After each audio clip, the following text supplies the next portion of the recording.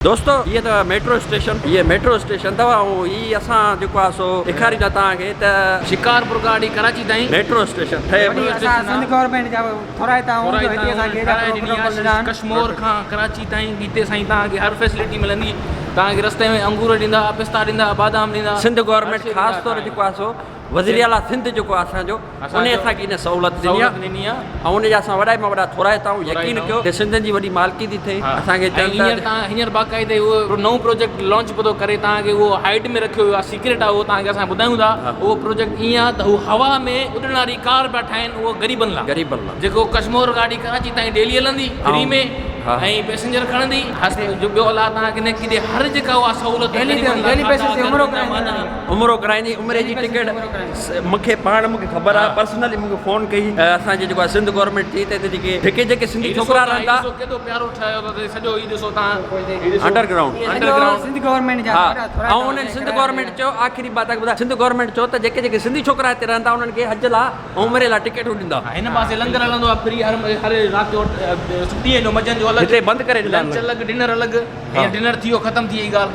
सफ़ाई वफ़ाई ॾिस के मिंट में थी वई। ऐं ॿियो तव्हांखे सिंध गवर्नमेंट हज जूं टिकटूं जिन गवर्नमेंट हीअ हलंदी आहे हींअर हले थी तव्हांखे नज़र कान थी अचे।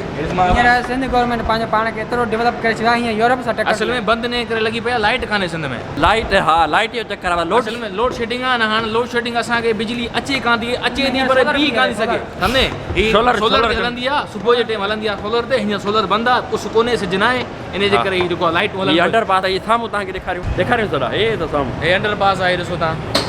इहा सिंध इहो इंटरचेंज आहे। उमिरि जूं टिकटूं जेके बि तव्हांखे खपनि जल्दी उमिरि थींदा तव्हांजा अगरि तव्हां मेट्रो स्टेशन में सफ़र कंदो। ख़ासि तौर सिंधियुनि लाइ प्रोग्राम आहे। असां तहे दिलि सां सिंध गवर्नमेंट जा शुक्रगुज़ार आहियूं।